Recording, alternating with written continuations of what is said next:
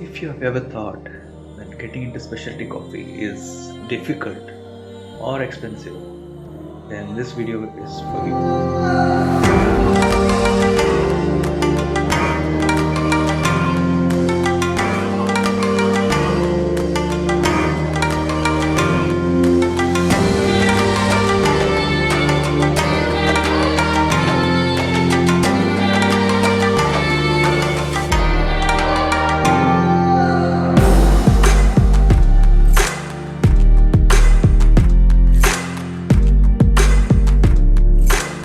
First of all, you do need some equipment. So you need a set of scales.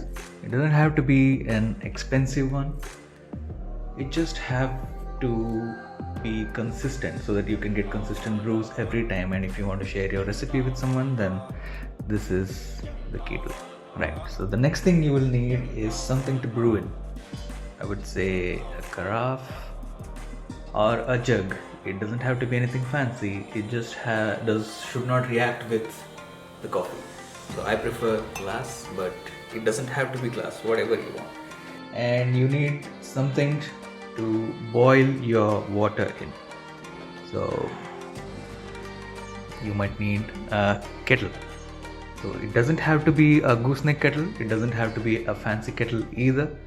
You just need something to boil your water in. You can even boil it on your stove top because this particular technique does not require.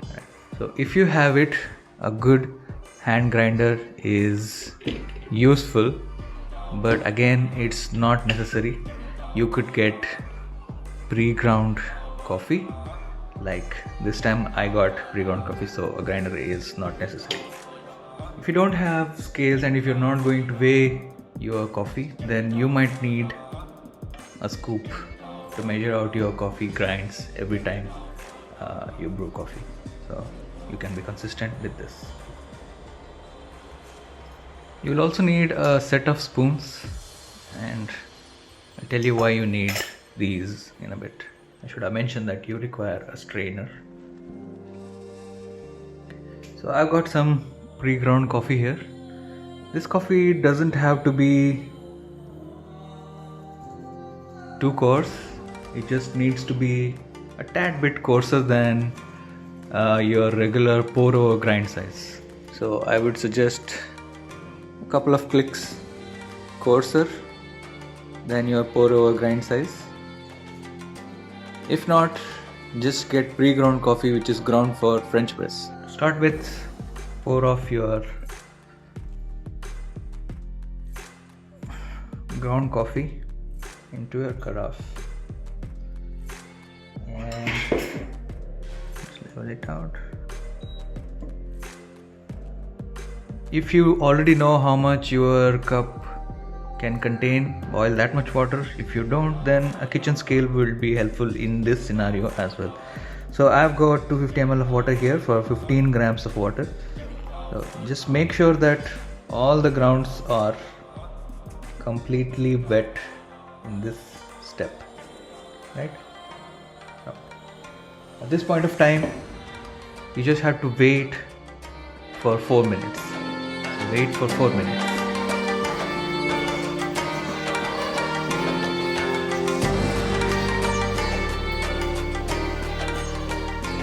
Okay, so at the end of 4 minutes, I'm going to now break the crust.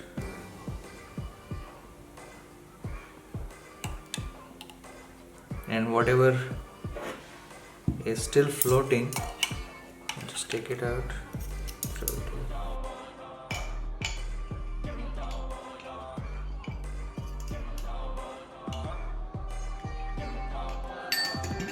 And now is the hardest part. You need to wait 4 more minutes, and this patience will give you a lot of rewards. So wait for 4 more minutes.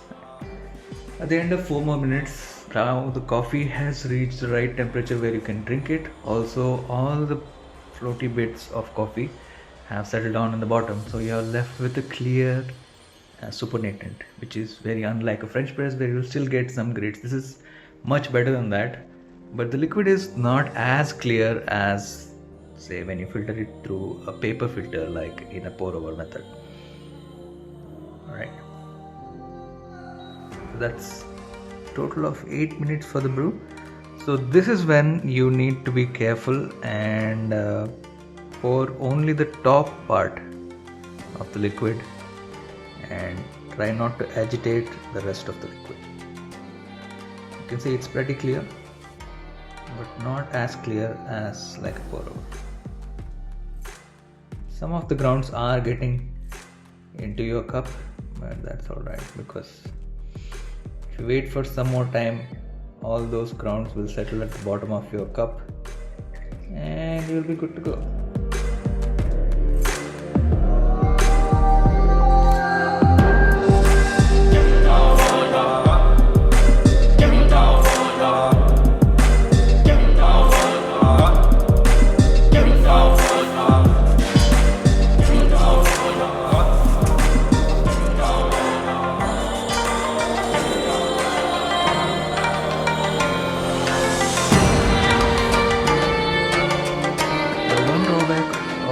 This method is the cleanup. It is not as straightforward as just throwing the filter paper into the trash along with the coffee grounds. This is a little bit, a couple more steps are involved in this. So what I do is this: I use strainer.